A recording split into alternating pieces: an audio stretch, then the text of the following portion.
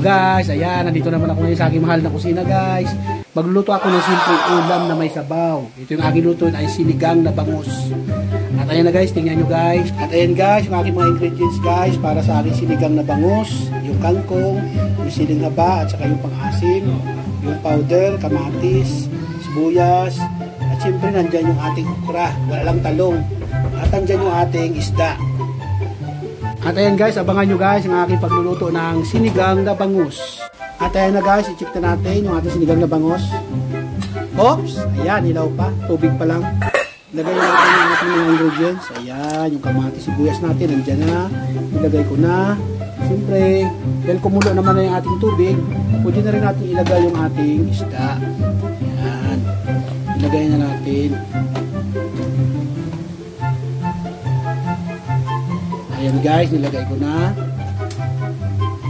Hintayin muna natin na makuluan siya bago natin ilagay yung ating okra. Siguro mga 3 minutes, pakuluan muna natin ang isda.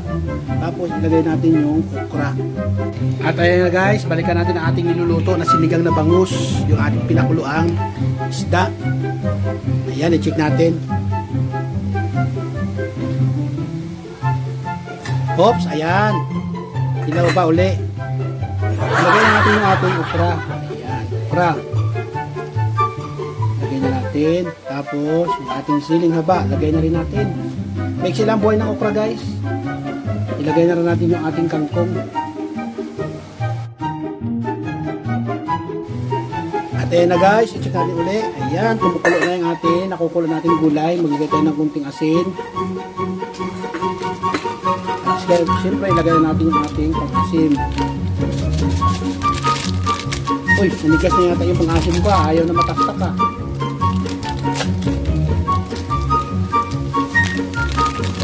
Yung asim ko nanigas na.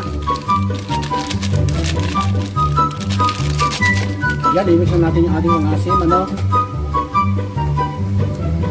Ganun-ganun na natin kasi paano madurog yung ating isda.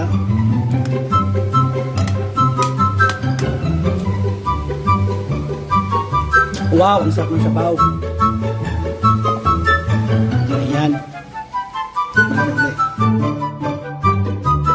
Sa mga hindi pa pala guys, nakapag-follow sa aking YouTube channel, Tikal Amugid, mag-follow na po kayo, mag-subscribe, at huwag din nyo pakalimutan mag-share.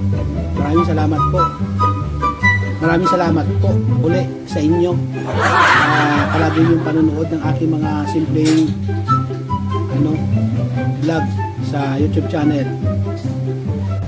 At ayan na guys, luto na yung ating sinigang na bangus. Ayan, lutong-luto na oh. Ang isda, yung paborito ko dito guys, yung ulo. Ayan, yung ulong malaki. Amazing! Tapos yung tiyan kasi nito guys, napakataba. Matabang bangus ito eh. Kaya ang sarap ng sabaw. Ayan guys, nakapag-share naman ako sa inyo ng aking simpleng luto, sinigang na bangus. Alam ko naman lahat tayo marunong na ito magluto, pero share ko lang po para maano lang sa inyo.